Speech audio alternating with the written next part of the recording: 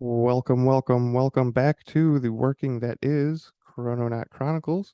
My name is Bill. I will be your host for this particular Sonic adventure. The show is, of course, sponsored by mysticalwares.com, and Derek is not here with us yet this evening, so we'll see if he pops on later. But I've got one other Chrononaut with me, and we will hear from Ben shortly. I just wanted to take a quick glance at the almanac before we get into the meat of the show. Pretty happening week coming up. So today is the full moon. Actually, it's a full buck moon. Tuesday we've got the Pluto and Moon conjunct, and it's also Independence Day. So happy Fourth. And Thursday is Saturn and Moon have a conjunction, and Saturday is Neptune and the Moon are conjunct.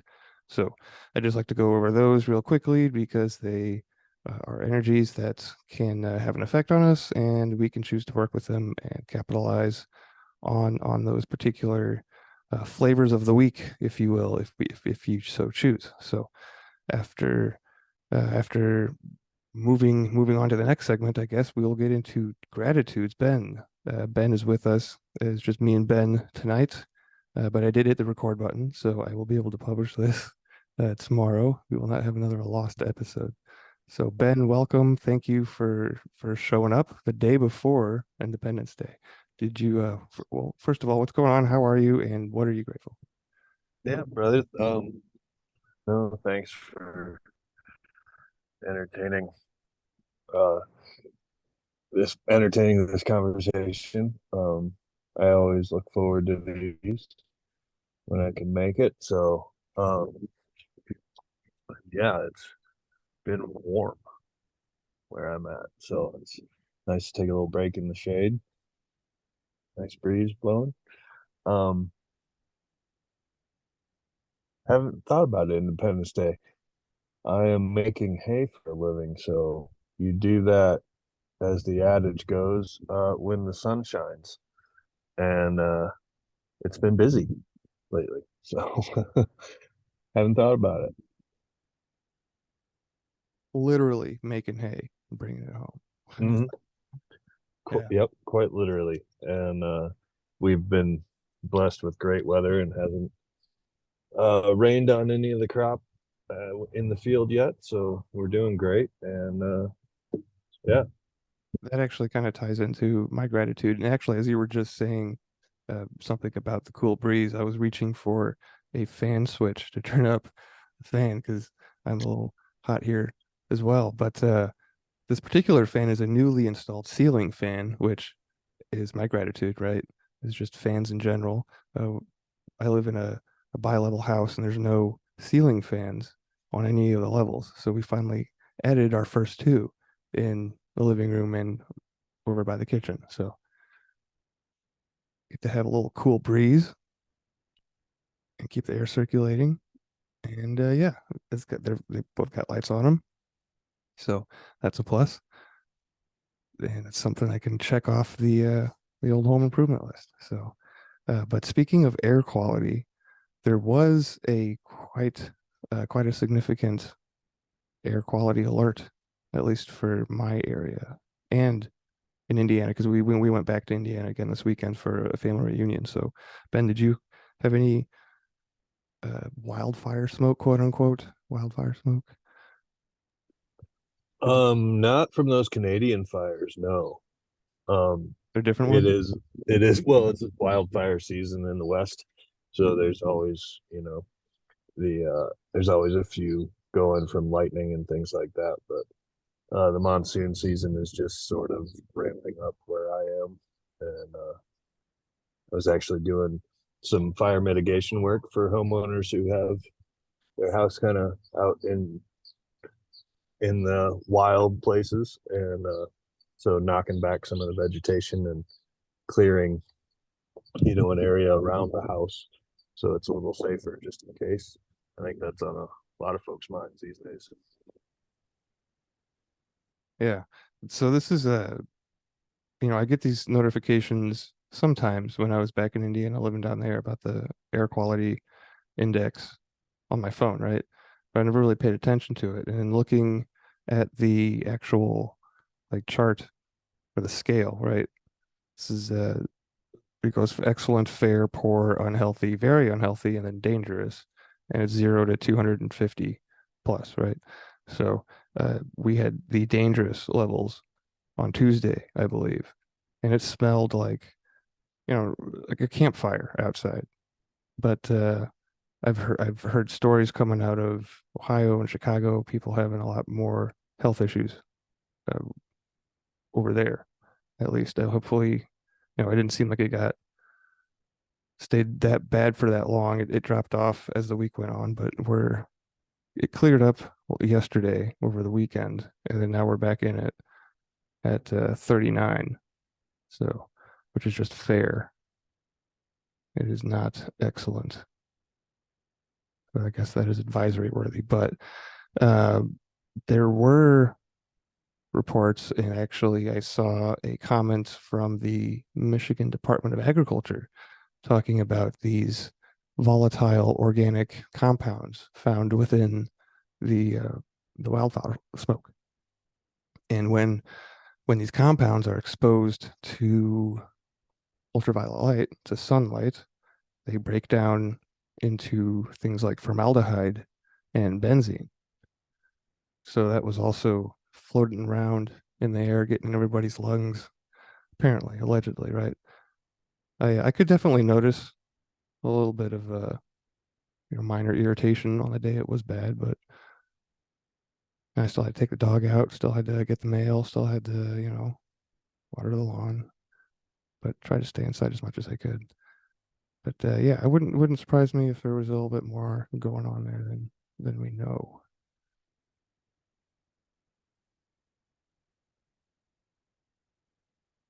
So this brings us to new business.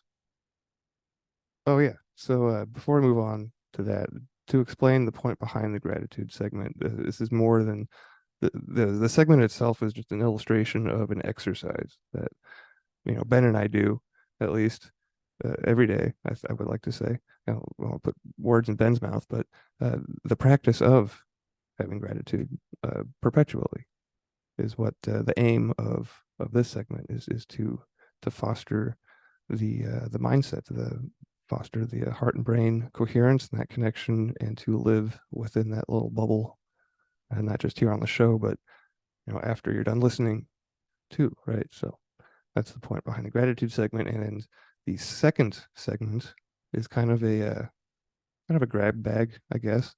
But ideally, it's to keep us learning, right? It's about continuing our own education, asking questions, bringing up anything that we might find interesting along the way.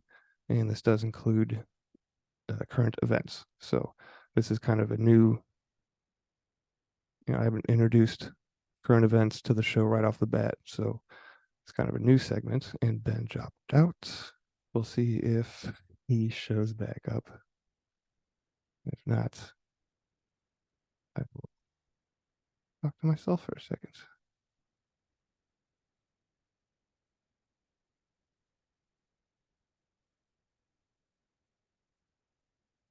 There he is. He's back. Connecting to audio. I'll mark this down maybe as a timestamp and come back to it if you want to cut it out. Ben, are you okay? Yeah, I don't know what happened. All of a sudden, I wasn't on the call anymore. All right. Well, you didn't miss much. I was just explaining the point behind segment number 2. And I get a lot of these interesting topics and stories from a particular Telegram channel by the name of Azazel News. So we have our own Telegram chat for the show. So if you want to check that out and find the sources that we will be talking about and using today, hit the Telegram up, because I'm lazy and I don't like putting things in the show notes. So, but it is all documented there if you want to research for yourself. No, I don't want to send an emoji. Go away. So what did I throw in there this week? Let's see, we ended last week with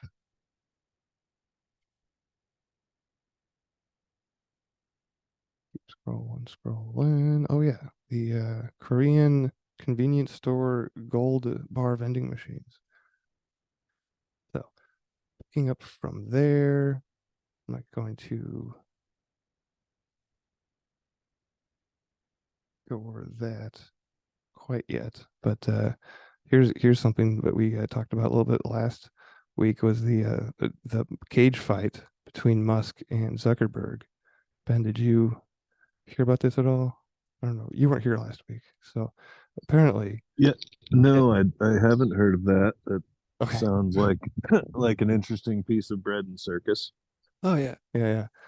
I forget who challenged who, but apparently they agreed to actually do this thing, right? So, according to the New York Post, UFC legend George St. Pierre is going to train Elon Musk for his cage fight with Facebook's Mark Zuckerberg. Yeah, and I think Elon requested it be in the Octagon in Vegas, which I'm not an MMA fan, but I think that's a big ring down there. So that is interesting. And ooh, we could I could try this.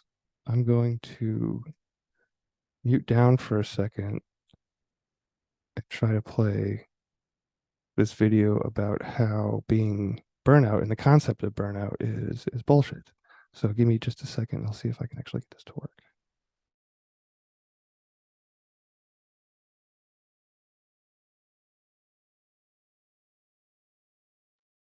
Oh, okay. All right, here we go. It's not working now. Have you ever burned out before? Okay, I've never burned out. You say, that's bullshit. No, I've never burned out because I know burnout is fake. It's fucking bullshit. Rodine, burnout ain't real. What happens is people lose their purpose, they forget who they are, and then they fucking get smoked. Could you hear that okay, Ben? Was it too loud? Yeah, I could hear it was loud, but that Okay, guy seems loud. he's intense. Um,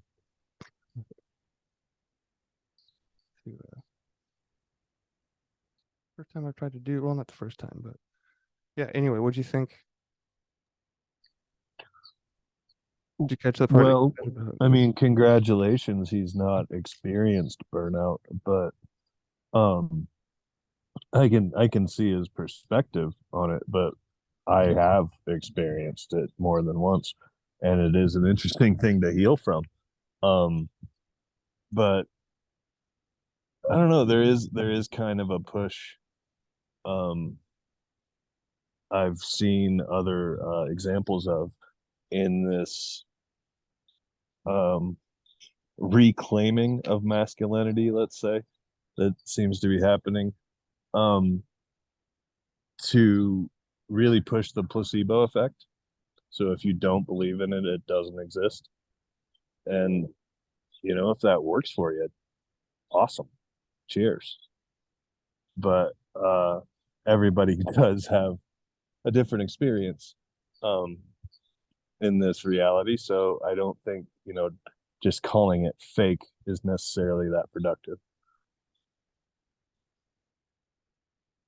Yeah, I was actually kind of thinking about that in regards to how they tell us that smoking cigarettes is a challenge, right? And how maybe that it's not, and we're psyching ourselves out into thinking that it is. But I've never, I quit once, right? Twice if you count vaping, but I went back from that, so I guess it cancels out. But yeah, the whole you know, placebo, like you were saying, the reverse psychology, it to something like smoking, and challenge yourself to, I don't know, do something that you've always wanted to do, right? Who knows?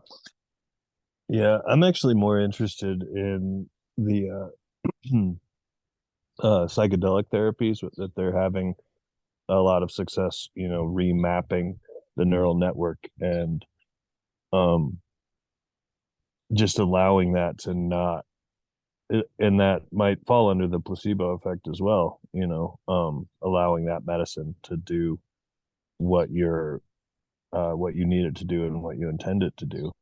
But the success rate they're having with it is what's intriguing for me. And I've quit several times, the addiction to nicotine, and it life circumstances have brought it back around every time. So it is kind of that, pushing that boulder up the mountain kind of thing. I did have a I don't know if it's advice, right, but a piece of wisdom that was given to me that always stuck, about quitting cigarettes. And the guy said, you can either always want to have a cigarette or always wish that you'd have quit smoking.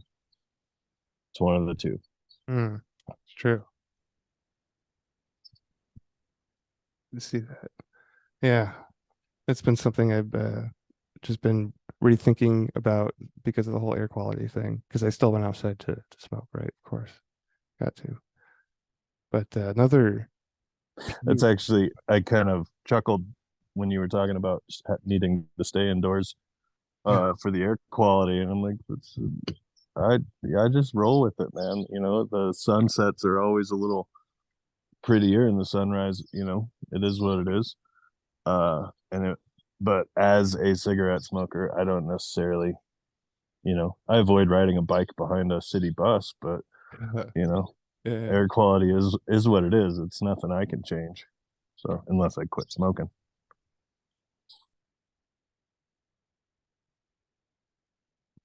Well, let's see, we're talking about psychedelics and remapping of the brain and consciousness. I've listened to an interesting podcast with David Avocado Wolf on it. He was talking about parasites and how he's got this theory that parasites are everybody's got at least a little bit or some, right? And these have an effect on our consciousness because the parasites, you know, want to live and create an environment for themselves to thrive. So yeah, there's a theory out there that we all need to do a parasite cleanse, and it will help not only your physical health, but it'll change your awareness. I'm assuming, right? Is if you remove something that's been taking everything and not giving, then that would certainly change your perspective. And I would like he does okay. So a parasite, I think if I remember his words correctly, how he defined it was anything that takes and doesn't give, right? So it's not just worms or whatever. It can be a fungus, like, or is it candida is a bacteria, right? It's a bacteria, so it's not a parasite, but it's taking and not giving. And everybody, candida is yeast overgrowth from eating breads and sugars and stuff. Fairly common. That's what I struggled with when I stopped drinking, was pulling all that stuff out of my skin through that's how my body wanted to do it, not me, but I digress. Yeah, parasites. That was an interesting cleanse to look into if you guys are interested in that. Oh yeah, the other thing about the wildfires is that there's a theory out there that it was a BP gas leak somewhere in Chicago, like this massive gas leak. So take that for whatever it's worth. See what else is on the Telegram. Some congressmen suggest UFOs may be ancient civilization. That's kind of old news to me, but it's interesting that it's in Newsweek of all places. Ben, did you have any weekly interactions with the UFO since we last talked? You mentioned crop circles before we stopped recording or started recording. Well, I'd noticed an article about that. There's been some new ones recently, in a couple different locations around the globe. Um, I was having fun making geometric patterns with the hay rake this week, so I don't know. Maybe I was communicating with something. The skies are busy, man. That is one thing about coming back to the Southwest is I've got a real dark sky at night, and there's a lot of stuff flying around up there. So, I don't get too worked up about the whole disclosure thing. I've been a believer for a long time, so it's not that important to me, I guess. It's interesting that, I mean, Newsweek's talking about it, and ancient civilizations leads to, um, a lot of things from mystery schools and, galactic communication. So, uh, yeah, like it's the what is coming out of this new movement into higher consciousness, um, from the occult stuff to the woo stuff and all of this, I guess what McKenna would call the archaic revival, right? In all facets of society, it seems like it's affecting. So and the zeitgeist is really holding on to it, which is nice, uh, to see some of this getting more attention. Yeah, I did find a cool, short little less than 30-second clip about this. It's a sphere hovering in Milwaukee somewhere. It's up on the Telegram if you guys want to check it out. But it's just the back of these, a duplex apartment complex. People are living there. Then there's power lines in the trees, and then right above the trees is this spherical orb just sitting there. You can see a bird fly by, and I don't know, it's kind of a uncanny. If you're into that. Well, to me, it's a lot like any other egregore thought form or whatever. The more attention um, that gets paid into these energies, the more realized they become, within the population. I think it's just going to become the new normal. That's what I refer to ghosts, but aliens or cryptids or any of that stuff will just become uh more perceivable, you know. Yeah, Um a lot of people are talking about how the veil is thinning. And I don't know if the veil is thinning, but I think more and more people's blinders are coming off. Might be a better way to look at it. right. It would maybe we listen to the same podcast because I know we give each other suggestions all the time, but there was one of them that was talking about how in olden times, right, times of the past, people had the ability to more openly see and communicate through the veil, right? Like I'm not going to say everybody's like Derek and can see, on all these different levels, or like or like Ben and has, other different types of abilities, but you know, it just seemed like it was more prevalent. And because it was more prevalent, people, you know, obviously they acted differently, but think of that in terms of like the ages. So as we go through, like maybe this is a symptom, a byproduct, a part of like the upward trend that has to happen, is we're going to see happen just because it's the way it's got to be when you're moving up. Maybe we'll all get these powers or whatever, right? Well, it does seem cyclical. Um, and it's even like a plague and renaissance cycle that is repeating as well. And if you look back, even 100 years ago, the 1918 flu, right? There was a big spiritualism push after that, and going into the Roaring Twenties, right? So art and music and everything kind of took off. So all of that happening after a pandemic or plague, right, which you can track through history as happening as a cycle that happens as well. You got to tear down the old for the new to come in. And astrologically, we're going into a new age.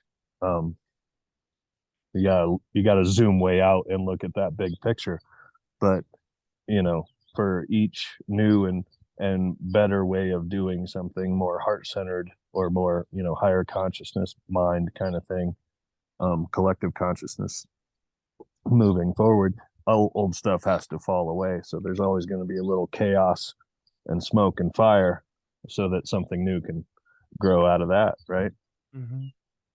And you know what? If parasites were the underlying issue, it would make sense that as we learn to better treat Mother Earth and not monocrop, and people would be cleaned out, the environment in which the parasite thrives would no longer exist, and that would in turn have an effect on people's consciousness.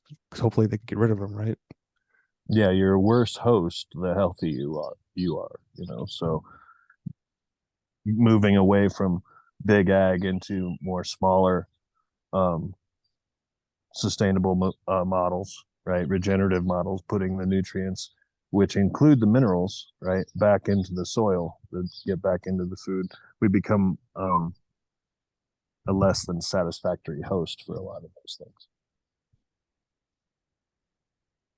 Yeah, speaking of the soil, like all that shit that was in the air, it's gonna end up in our soil and the groundwater. And it was just making me think of the electroculture bit about, helping how that helps the soil too. Like it's supposed to get rid of, like you don't need fertilizer or pesticide anymore, apparently, if you use electroculture. So there are certainly solutions out there to be experimented with, right? At the very least. But I think that if you do a little digging, you'll see a lot of evidence that it's probably more than likely, true, at least as far as the electroculture thing goes. But Well, and it kind of goes back to the thinning veil. Like I said, I don't know if that's actually what's happening, or that um, everyone is becoming more aware and more conscious and more mindful of their humanity, right? And that raising the frequency of not just you and people around you, but everything around you. So the plant life and the water used, and all of that gets better as we do. yeah, it's one of the masteries that is talked about with the Four Agreements that Don Miguel writes about. One of them, or the first one is, I don't know if they're the first, but mastery of awareness, mastery of transformation, and then the mastery of intent. So yeah, absolutely. I think awareness, the more awareness that we can get, the better. And I've been trying to, consume less, like spend less time on this smartphone and be more aware just in the moment. And I took that on your recommendation, Ben, consume less. I don't know what you'd said. It was something a few weeks ago, but been trying to do more meditation if I can squeeze it in during the day. So were you gonna say something? Nope. The other interesting, I mentioned last week the show on Amazon called I'm a Virgo, and it's about this giant that grows up with normal sized humans, right? And they raise them and they have to keep them hidden in this house. Ben, you watch stuff on Amazon, don't you? Do you have access to that platform? I do. I haven't looked in the video section in a while. Okay. The last thing I was just watching cartoons one day. Uh, yeah, I'm interested about the giant though. It is a weird, it's not a movie. I called it a movie last time. It's actually a little mini series. There's like 7 episodes. But it's basically just predictive programming for the Nephilim, right? They're getting you ready for them to come back and be giants in society, because it's what the series is about, is how would society react if all of a sudden there was this giant walking around on the street. And in the show, it just happens to be this like preteen, right? I'd say maybe he's 13 something. I don't know. Pretty sure he's older than 13, because there's this like 20-minute softcore porn scene between the giant and this chick that can slow down time or speed up time. It's really weird, really weird.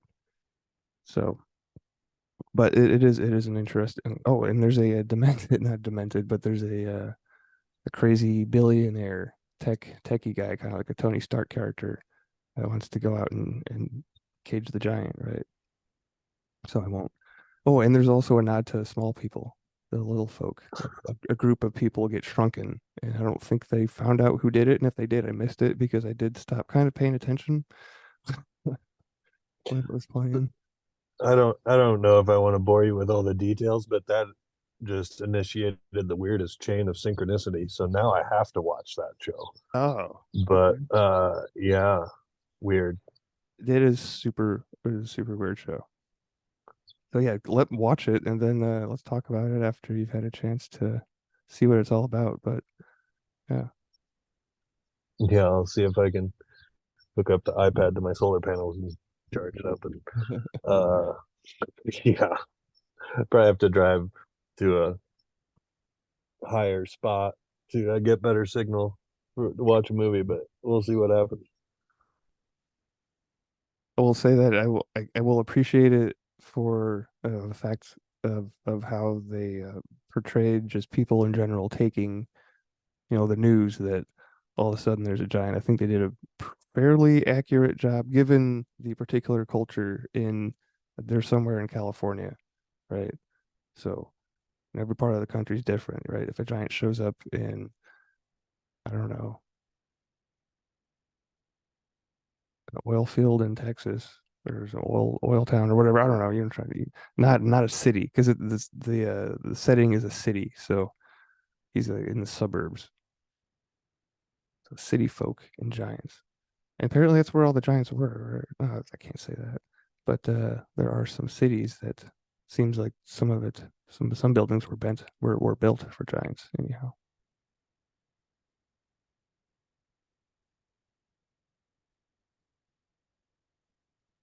But the only other thing that I really put into the telegram was this thing about the pentacle, and we can get into this because after this we're just going to do we're going to get into the third segment, so this won't be quite as long of a show, but that's okay. We can have a little mini class about Sir Gawain and the Green Knight and the pentacle. Ben, are you familiar with Sir Gawain and the Green Knight? Those tales, King Arthur. A little bit. I it's been a couple years since I was into that Arthurian myth, but I find it fascinating. It is And so that Green Knight has kind of had a resurgence into pop culture lately too. So I'd be interested to find out more. yeah, yeah. Let's do it.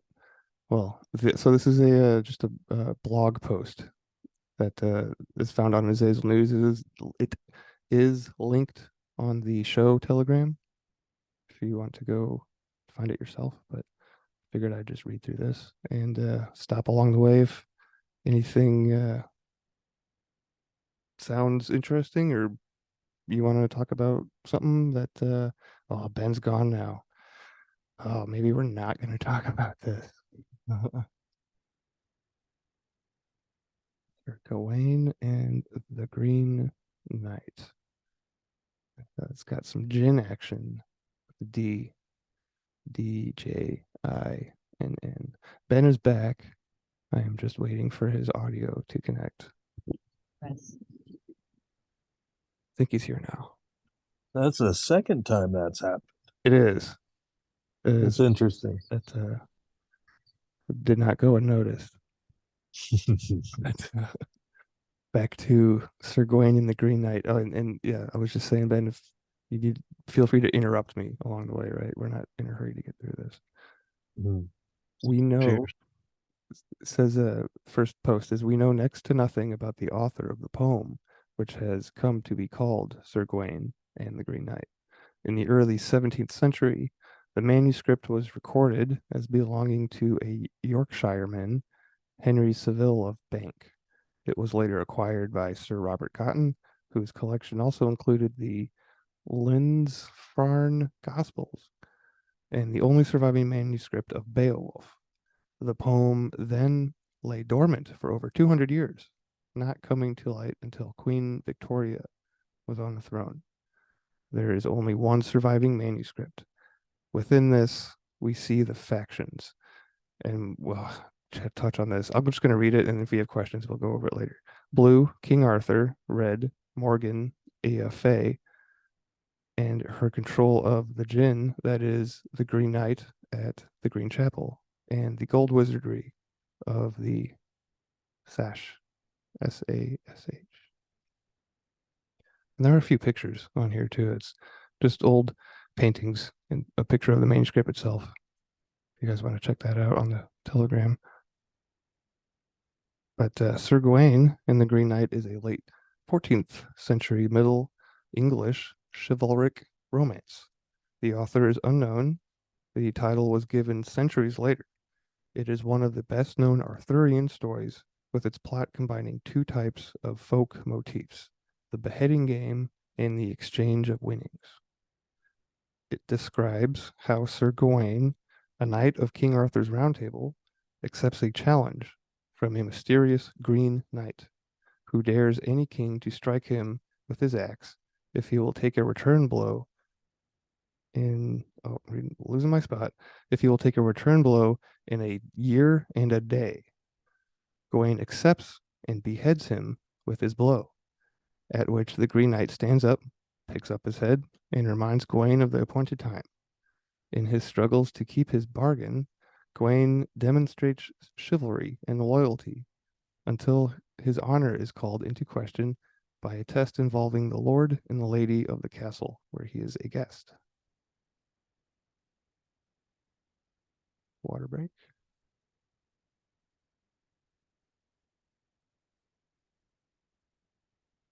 Finally got a little humid up here too now. So anyway, in Camelot on New Year's Eve, King Arthur's court is waiting for a feast. A gigantic figure, entirely green in appearance and riding a green horse, rides unexpectedly into the hall. He wears no armor, but bears an axe in one hand and a holly bow in the other, refusing to fight anyone there on the grounds that they are all too weak. Refusing to fight anyone there on the grounds that they are all too weak to take him on, he insists he has come for a friendly Christmas game. Someone is to strike him once with his axe on the condition that the Green Knight may return the blow in a year and a day. The axe will belong to whoever accepts the deal. No other knight will dare until Sir Gawain, youngest of Arthur's knights, and his nephew asks for the honor. The giant bares his neck. Gawain neatly beheads him in one stroke. However, the Green Knight neither falls nor falters, but instead reaches out, picks up his severed head, and remounts, holding on to his bleeding head while its withering lips remind Gawain that the two must meet again at the Green Chapel. He then rides away. So that is just a little bit more detailed account of the exchange, I guess. The poem contains the first recorded use of the word pentacle in English. Oh, Ben's gone. It's gone again. I did hear a strange beep come through the headphones right before he disappeared. Here he is. Maybe it's a good thing I reread the first part twice. It reiterated itself anyway. But I don't think you missed anything because I was just reading about the pentacle and didn't get too far until you dropped off. So I think we're okay. But it was saying that it contains the first recorded use of the word in English. It contains the only representation of such a symbol on Gawain's shield in the Gawain literature. What is more, the poet uses a total of 46 lines in order to describe the meaning of the pentacle. No other symbol in the poem receives as much attention or is described in such detail. The poem describes the pentacle as a symbol of faithfulness and an endless knot. The 5 points of the pentacle relate directly to Gawain in 5 ways: 5 senses, his 5 fingers, his faith found in the 5 wounds of Christ, the 5 joys of Mary, and finally, friendship, fraternity, purity, politeness, and piety, traits that Gawain possessed around others. It is described as a synge, S-Y-N-G-N-E, it's Old English for sign, I'm guessing, Pat Solomon set, which is a sign set by Solomon. Solomon, the third king of Israel, was said to have the mark of the pentagram on his ring, which he received from the archangel Michael. The pentagram seal on his ring was said to give Solomon power over demons. The date of Sir Gawain's appointment with the Green Knight approaches. He sets off to find the Green Chapel where he is to meet his challenger. After a long journey, an extremely tired and hungry Sir Gawain arrives at the castle of Burlack de Hout Desert and asks for shelter. Bird, and so this guy and his beautiful wife are happy to receive such a famous visitor. An unnamed ugly old woman is also in the castle. Sir Gawain treats this guy's beautiful young wife and the old woman equally courteously. He is told that the Green Chapel is less than 2 miles away. So this guy goes hunting while Sir Gawain stays at his castle, and he tells Gawain that he will give him whatever he catches while hunting if Gawain will give him whatever he receives during the day. After he leaves, his wife enters the room and tries to seduce Gawain. Gawain resists, but allows her to give him a kiss.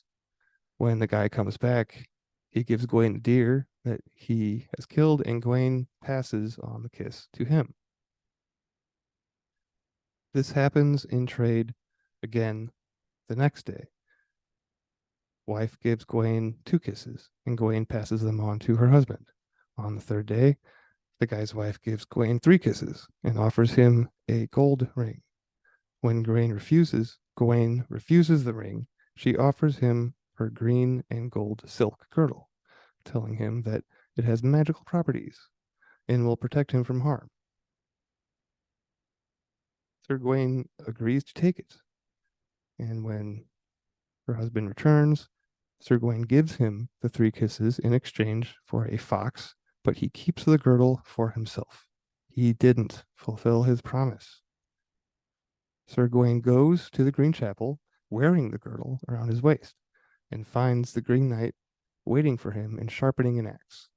Gawain stands ready to receive the axe blow. The Green Knight swings the axe at him twice, but does not strike him. The 3rd time, he gives Sir Gawain a flesh wound. Having kept his promise to allow the Green Knight to strike him, Sir Gawain then prepares to fight and defeat him. The Green Knight laughs and says that he is that lady's husband, Bertig. Can't pronounce it. I apologize. But you know what I'm talking about.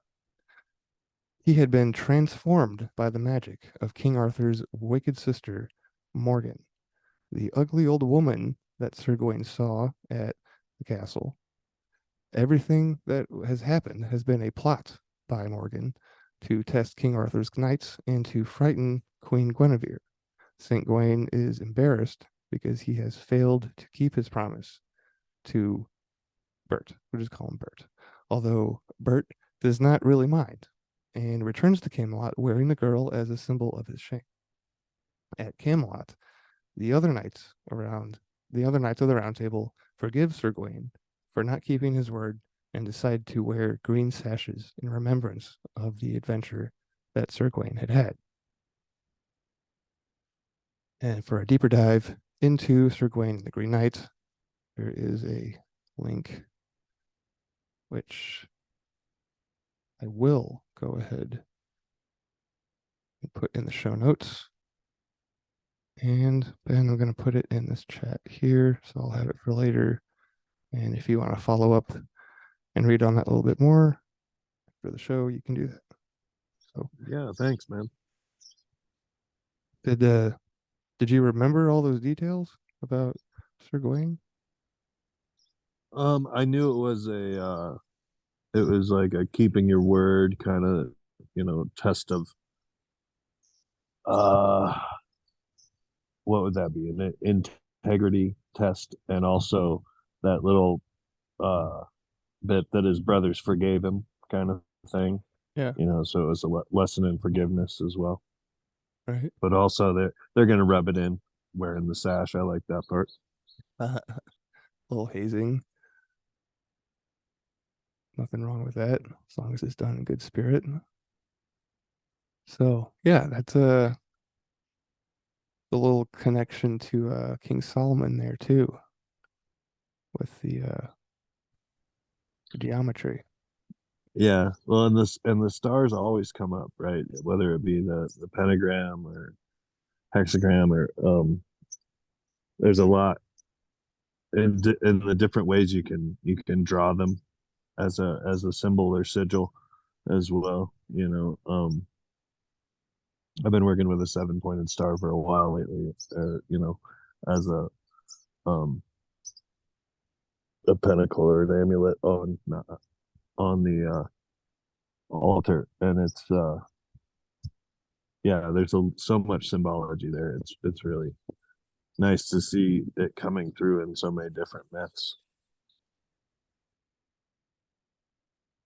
It's so I am in the market for a new wallet, and Ellie found this dude who can like laser etch or engrave designs on leather, and I was trying to send him a file for a 7-pointed star to put on my new wallet. Would that it didn't work because I couldn't get the correct file, but would that I don't know.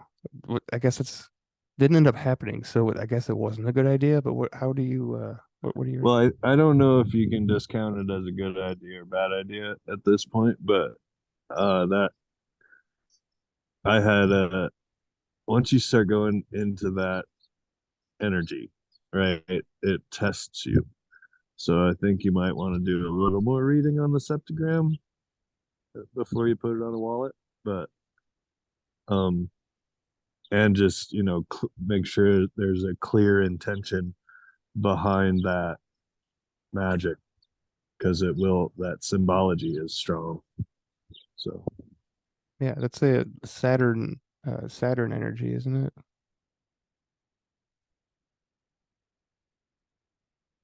set the you can go down some like deep rabbit holes that have side tunnels to bunkers when you start digging into the number 7. So I think you'll find what you need to find if you start digging a little more. Well, I got enough resistance that I just gave up and said, fine, I guess it wasn't meant to be. Mm. We'll see if it comes back up. Right?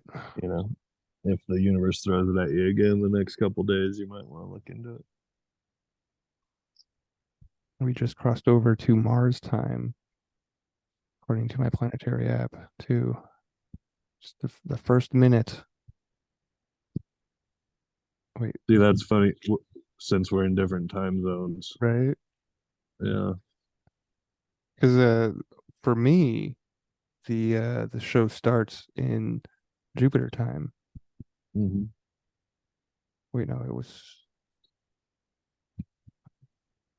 24-hour clocks and math. But yeah, the this app that we talked about has just been interesting to keep an eye on as events happen throughout the day. Yeah, I've it's been blowing my mind as I observe, what I'm thinking about, and can then correlate it to the planetary hour, and having it be, uh, having correspondence there with the line of thinking I was in, lining up with that planetary energy. It's pretty interesting. I wonder if that was happening before I started paying attention with this app, or if it's, started because I started paying attention to what the planetary hours are. I don't know. It goes back to that awareness thing, right? Expanding that out and allowing, it allows us to make all these connections. So yeah, the app is pretty cool. Oh no, Ben's gone. Ben's gone again. I'm here by myself, which is okay because I can just do a quick little review of the first three insights of the Celestine prophecy by James Redfield. This was actually Ben's book. Here he's back. This was Ben's book suggestion on his 13 questions episode. So I figured we could do a little deep dive into it on this show because we can do that. It's my show. But then Ben's back. Ben, can you hear me? Yeah, I don't know what's going on. I keep getting thrown out of the room, but We'll get through it. We're almost there. I was just explaining that this was your book recommendation. I believe it was your book recommendation on 13 questions, but we did the first three. There's 12 insights, and we did the first three. I believe it was 2 episodes ago. So just a little recap on that. The first one has to do with noticing synchronicity, right? And the second one just has to do with the world having a spiritual design. And real quickly, this step in consciousness happens when we look back on the spiritual journey of humanity throughout history. We see that we are in a new phase of human progress. Humanity is now awakening from a materialistic worldview, moving into a new outlook that recognizes spiritual design. This design rewards an attitude of helping others and making the world better. Right? So a short recap on the second insight. And the third one is a matter of energy, and it talks about giving and the karmic design. And just real quickly, the last couple paragraphs on this for a summary is that, well, here we go. By getting into alignment with karmic design and helping, we attract more desirable, life-enhancing connections with others, thereby injecting synchronicity into our lives. Thus, giving, big capital letters, to others brings forth the exact divine coincidences needed for our dreams to come true. All we have to do is participate. So giving is written in big capital letters, and I'm not saying to give big capital letters to your friends, but don't let me stop you if you want to.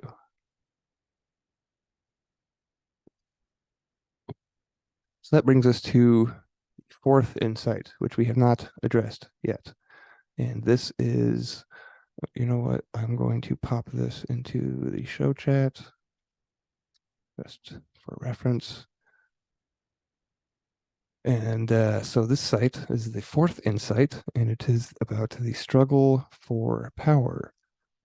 Too often, humans cut themselves off from the greater source of this energy and then feel weak and insecure. To gain energy, we tend to manipulate or force others to give us attention and their energy. When we successfully dominate others in this way, we feel more powerful, but they are left weakened and often fight back.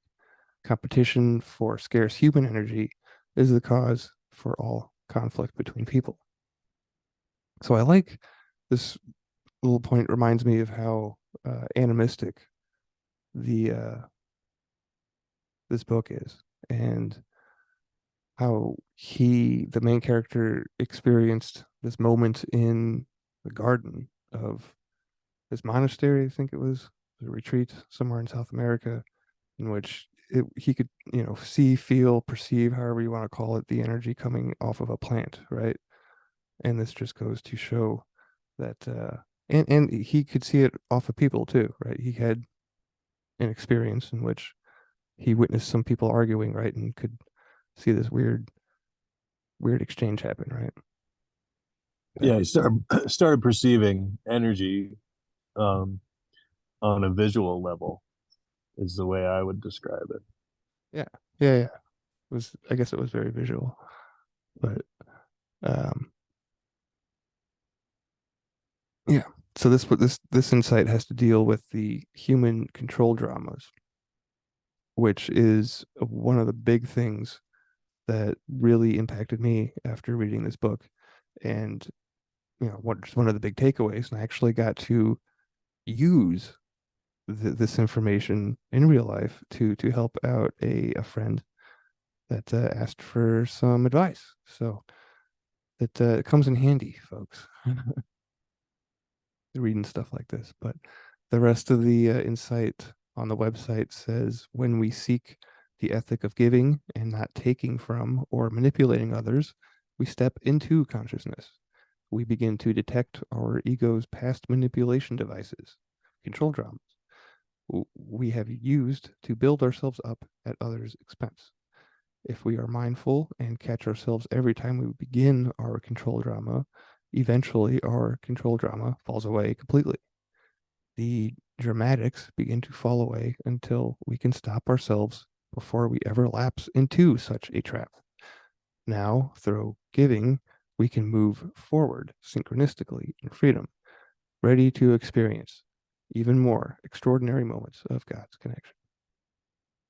A note on freedom, actually, and this comes from a podcast that I think I recommended to you, Ben, was that freedom is kind of the opposite end on the spectrum compared to love. What do you think about that?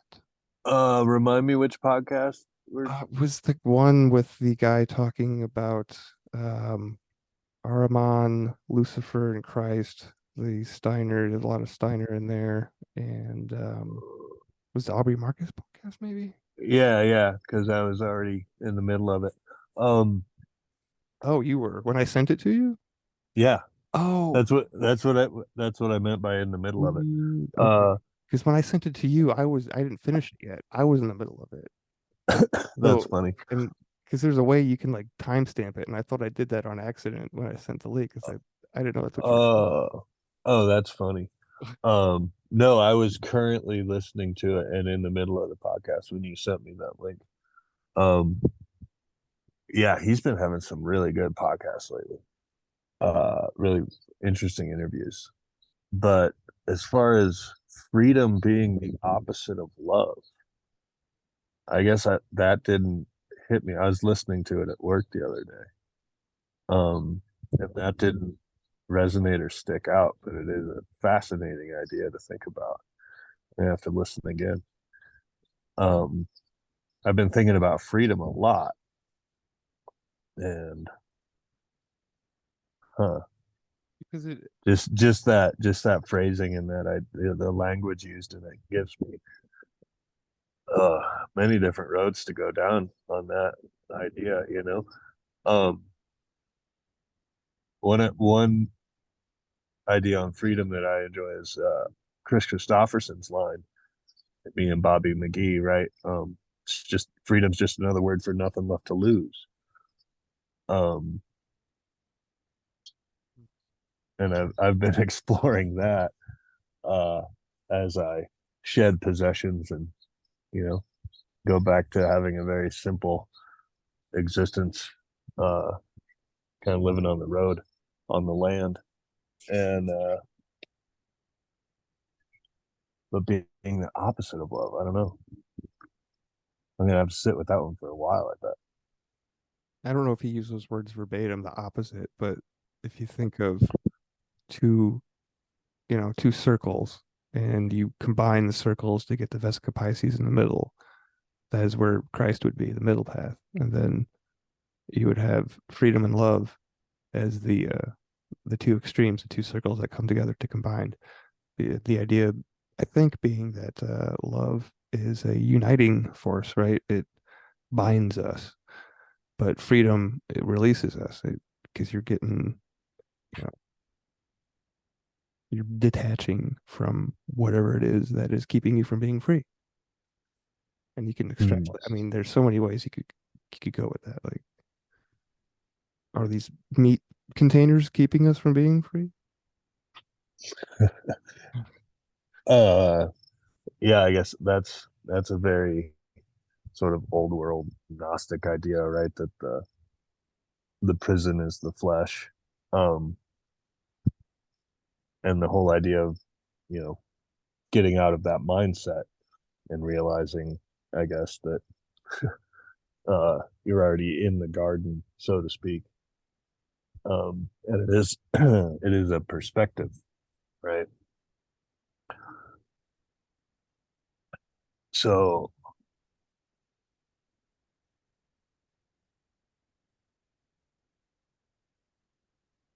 yeah, I don't know. Like I said, I'm gonna have to sit with this for a while. I'm gonna listen to that podcast again.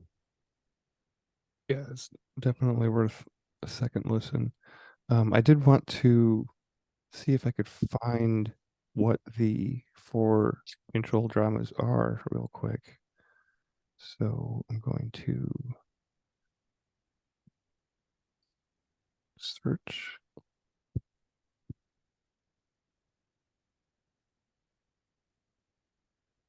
Here we go. Intimidation, interrogation, aloofness, and poor me. So those Mm. all exist on one spectrum, right? And you can kind of extrapolate what they mean without, me reading paragraph or whatever. But intimidation is if you're being aggressive towards somebody to get their energy, right? To get their attention, essentially. Or you could be an interrogator. Like, I don't know if some of us had maybe had parents that were always questioning, like, what are you doing? Or you know, just being nosy, I guess. It's one way to get another person's energy. And then the opposite end of the spectrum is aloofness and poor me, right?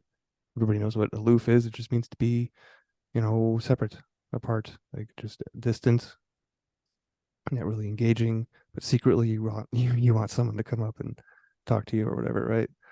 And then the poor me is, playing the victim card essentially, and that's it's a huge one to fun.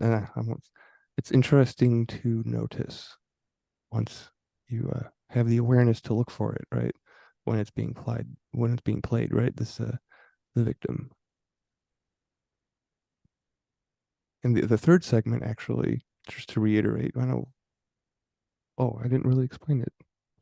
The point this time behind the third segment is, well, not this time, but I didn't explain it this episode, is to empower people, right? To help people, not to help me, right? Because this isn't working. It's going to affect me first. I know that, but it's to empower us to not be a victim, right? To be a hero, as Miguel Connor says on Aeon Byte, to write your own gospel, right? So, excuse me.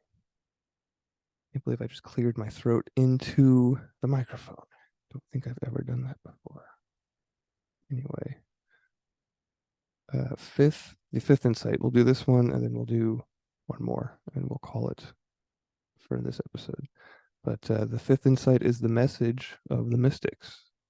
It says that insecurity and violence ends when we experience an interconnection with divine energy within, a connection described by mystics of all traditions. A sense of lightness and buoyancy, along with the constant sensation of love, are measures of this connection. If these measures are present, the connection is real. If it is not, it is only pretend. The spiritual connection.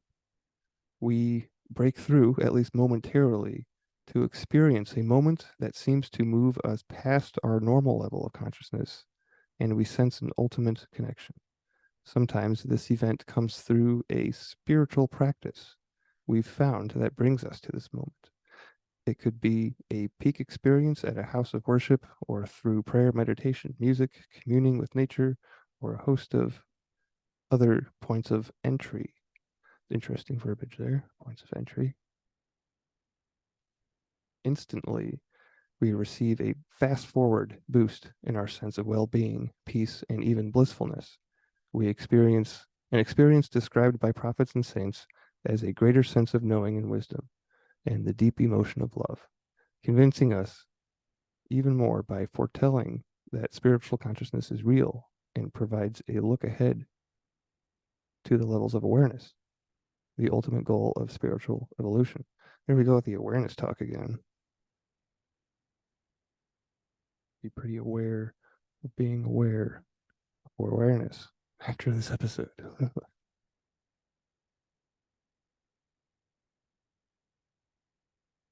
And to end with, at least for now, the sixth insight has to do with clearing the past. The more we stay connected, the more we are acutely aware of those times when we lose connection, usually when we are under stress. In these times, we can see our own particular way of stealing energy from others. Once our manipulations are brought into personal awareness, our connection becomes more constant, and we can discover our own growth path in life and our spiritual mission, a personal way we can contribute to the world. Sensing a life mission.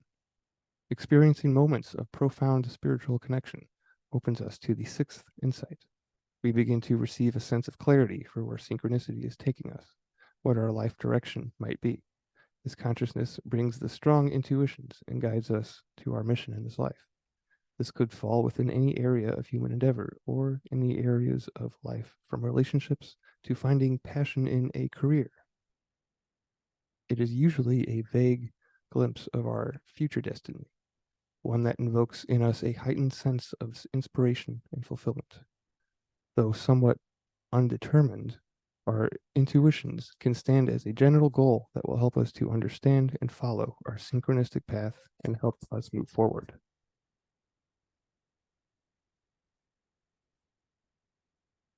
So follow the synchros, right?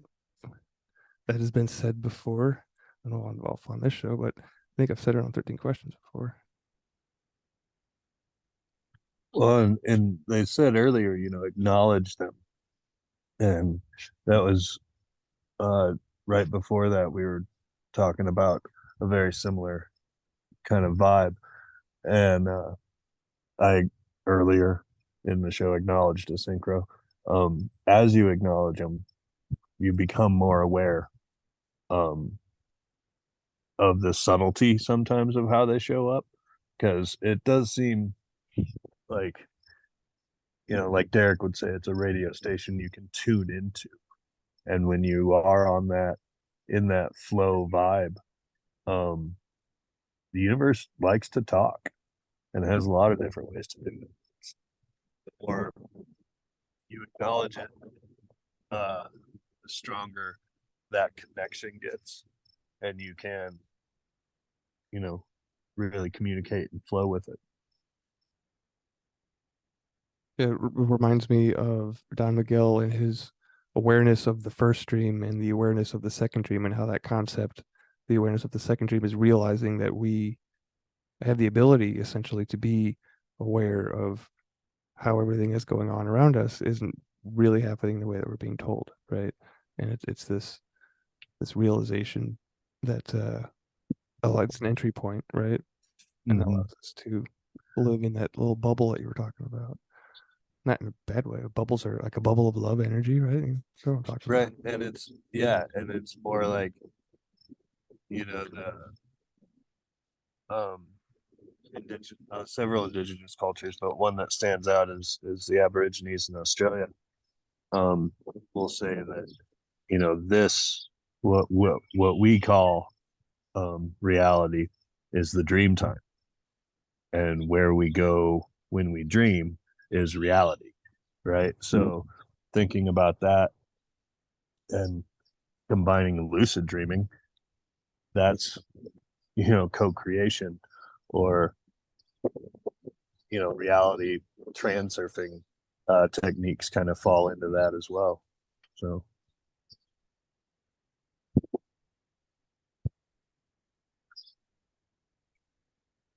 yeah, it's good stuff.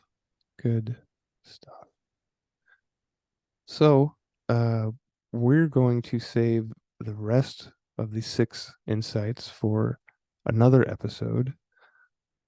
And this one will be a little short just because it is the day before holiday. So, Ben, I can't believe that you showed up. Honestly, I'm surprised kind of that anybody showed up. But thank you so much for chatting. And yeah, did you have anything you else wanted to get in the last minute? Nope, this was a fun one. Right on. I will Gonna, get this. Go ahead. it's gonna lead to several good meditations. I can already tell. There's a Oh yeah. lot, This was a lot to go ahead. I'm sorry. there's a lot to ponder after this chat. So I appreciate it too. Thanks. Yeah, yeah. It was a short episode, but it will be one in which it's laying the groundwork work for us to report back to about several different topics. So, Ben, thank you for joining me on this Monday night. I will get this released on Tuesday evenings as per usual. And until next time, Chrononauts, Carpe Diem.